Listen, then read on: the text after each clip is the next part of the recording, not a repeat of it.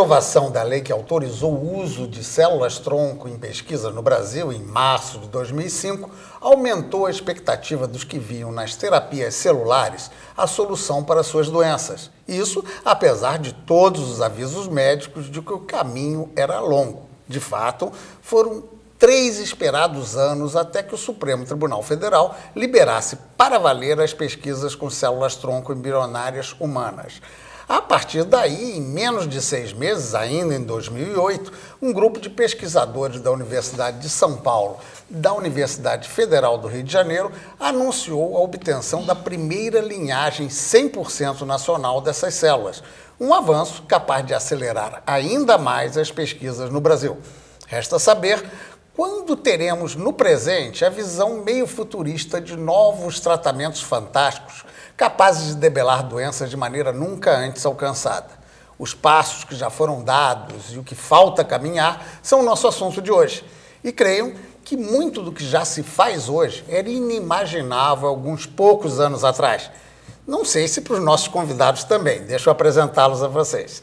Aline Marie Fernandes, originalmente química, doutoranda da equipe do professor Stephen Rein, aquela equipe da UFRJ, responsável pela obtenção da primeira linhagem da célula-tronco nacional, que eu falei lá no início. Ela integra o programa de morfologia do Instituto de Ciências Biomédicas.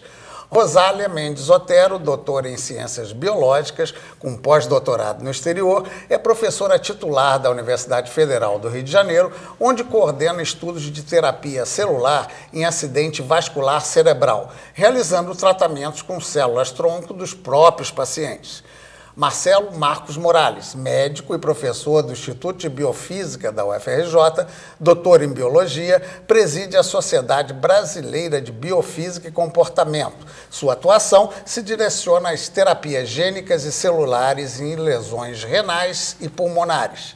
Bernardo Rangel Tura, mestre em Saúde Pública e doutor em Clínica Médica, é professor da Universidade do Estado do Rio de Janeiro, a UERJ, e médico do Instituto Nacional de Cardiologia, onde integra a equipe de pesquisa de terapia celular em cardiopatias, com ênfase em cardiopatia dilatada. Bem, sejam bem-vindos aqui ao nosso programa. Olha, em 2004, quando a gente discutia ainda a lei num programa aqui com o professor Radovan, eu comecei fazendo um resumo e ele aí ia me corrigindo da questão da célula. Eu vou pedir de cara a ajuda da Aline para dizer para a gente, afinal de contas, o que é que a gente tem num conhecimento mais popular como a visão célula-tronco. Ela serve para quê? E vamos tratar, evidentemente, primeiro da questão embrionária, né? Tá bom, as células-tronco embrionárias, elas são derivadas do embrião, de 5 a 7 dias, são aqueles embriões que seriam descartados, né, da clínica de fertilização.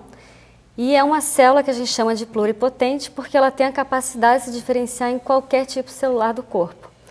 Então, o futuro, a terapia com essa célula tem sido muito discutida ultimamente justamente por essa capacidade de diferenciação em todos os tipos, em célula do coração, célula do tecido nervoso, fígado, enfim, qualquer tipo do corpo. Ela é capaz de se desenvolver para qualquer tipo de aplicação no local, quer dizer, colocada ali, ela tem condições de desenvolver-se, vamos dizer, seria copiando ou adquirindo a característica da outra. Na realidade, no laboratório, nós mantemos ela com essa característica de poder virar qualquer coisa e com uma combinação de fatores, a gente consegue dizer para a célula se diferenciar, que a gente chama, escolher um destino mais específico. Então, eu posso, com uma combinação de fatores, falar para a célula virar, por exemplo, um neurônio, virar, por exemplo, uma célula cardíaca. E aí, sim, a gente pode usar essa célula que é mais específica como uma terapia, por exemplo. Daqui a pouco a gente vai falar dessa pesquisa da primeira linhagem nacional. Vou pedir para a professora Rosália a distinção clássica entre a célula-tronco que a gente usa a partir desse embrião regulado em lei, aquele embrião que já ia ser dispensado mesmo, e a célula-tronco que pode ser tirada do próprio paciente. Como é que é essa diferença e quais são as limitações? Bem, então, como a Aline falou, a célula embrionária ela tem esse potencial de se diferenciar em células de vários tecidos. Mas isso também é uma coisa boa, mas é uma coisa ruim, porque uma vez colocada no paciente, ela pode dar origem não só àquele tecido específico, coração, cérebro, mas ela pode formar o que a gente chama um teratoma, um tumor que tem todos os tipos celulares, porque essa é uma potencialidade dela. Então essa é uma questão que nós ainda temos que aprender como controlar, como convencer essa célula a ficar só naquele tipo específico e não exercer todo esse potencial dela. É isso que está limitando o uso dessa célula embrionária em pesquisas clínicas, enquanto não se conhecer como isso pode ser controlado. A célula adulta é aquela que é tirada ou do sangue de cordão umbilical ou de vários tecidos. Todos os nossos tecidos têm células tronco adultas. São células que dão origem só àquele tecido. Então, quando eu dou, por exemplo, meio litro de sangue, a partir da célula tronco hematopoética, eu reconstituo aquele meio litro de sangue. Só que essa célula tronco adulta hematopoética, ela não serve para tratar coração ou para tratar sistema nervoso, porque ela não tem todo esse potencial. Ela só dá origem a sangue, por exemplo.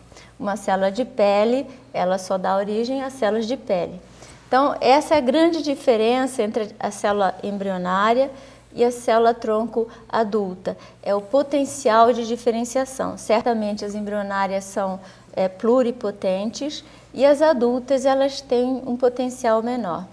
Mas ambas têm nichos terapêuticos. É possível que as duas possam ser usadas para diferentes terapias celulares, com diferentes funções, e a gente pode depois explorar um pouco mais. Vamos explorar. Mas já que a senhora falou assim, diferentes, eu vou pedir a ajuda do Morales. Primeira distinção, muita gente faz confusão, que seria uma terapia celular, uma terapia genética, não necessariamente uma coisa tem a ver com a outra, ou como é que a gente pode explicar? Não, são terapias distintas, né? A terapia celular utiliza as células que foram ditas aqui, as células tronco derivadas de medula óssea, por exemplo, ou derivadas de embrião. Então, a própria célula serve como terapia para lesões, por exemplo, do coração, do rim ou do pulmão. Na terapia gênica, é um passo a mais, porque as grandes terapias começaram com tirar pedaço de órgãos, agora a gente está na terapia com células. E tem a terapia gênica que você modifica dentro da célula o gene que está lá dentro. Por exemplo, defeitos genéticos, eles podem ser, na terapia gênica, eles podem ser tratados inserindo dentro da célula o gene que está defeituoso. Ou, por exemplo, uma doença em que um gene começa a ser expresso e essa célula começa a produzir alguma coisa estranha para o organismo que causa a doença.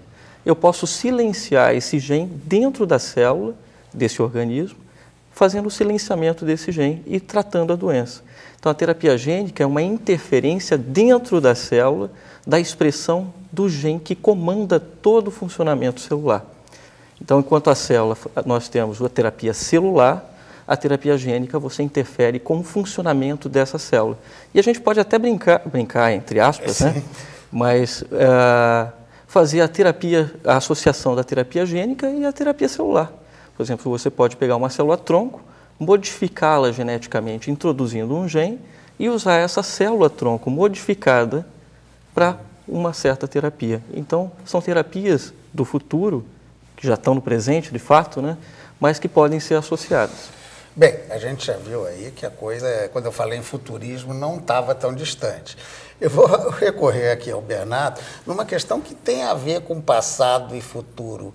A primeira coisa fantástica que o ser humano se defrontou na área de medicina associada à ciência foi quando teve transplante cardíaco, né? O Christian Bernard. Aquele espanto, poxa, transportar o coração de um para outro. Hoje a gente já está vendo que até célula a gente trabalha de um para o outro. O que é que isso representa, essas novas terapias, sejam por célula ou genéticas, para a área do coração? Nós estamos falando da área, talvez, de maior peso social do país. Nós estamos falando da maior causa de mortalidade e da terceira maior causa de internação, a maior causa de aposentadoria. Ou seja, nós estamos falando de uma coisa, de um peso social fantástico.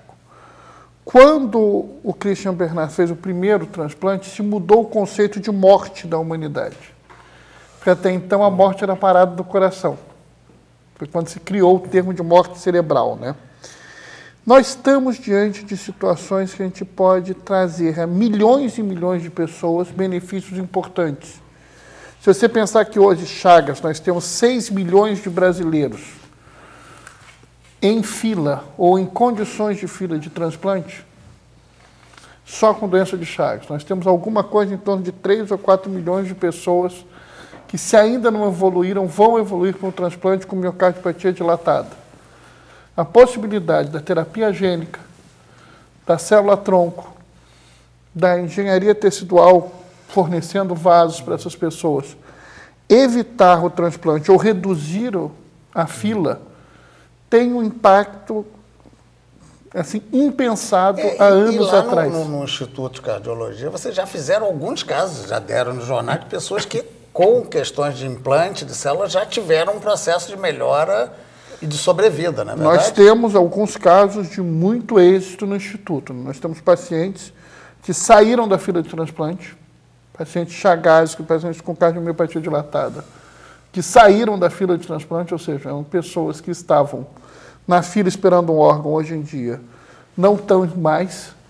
E nós temos um caso também, que era um caso bastante complicado, uma pessoa, a gente não pode dar muitos detalhes, mas essencialmente a pessoa não tinha condição de transplante, recebeu célula-tronco e 3 anos depois ela recebeu o novo coração, então lá no Instituto mesmo, e agora está indo muito bem. Quer dizer, seja para retirar o paciente da fila, seja para dar tempo dele conseguir receber um órgão, nós já temos pelo menos uns 4 ou 5 casos de êxito absoluto. Fora outros casos onde o paciente não saiu da fila, mas está vivendo bem, voltou a ter convívio familiar, voltou a ter atividade social, que são coisas muito importantes. A gente tem que pensar que essas pessoas, às vezes, têm dificuldade de ficar sentadas, tamanha falta de ar que elas têm pela doença. Bem, esse foi apenas um aperitivo do assunto.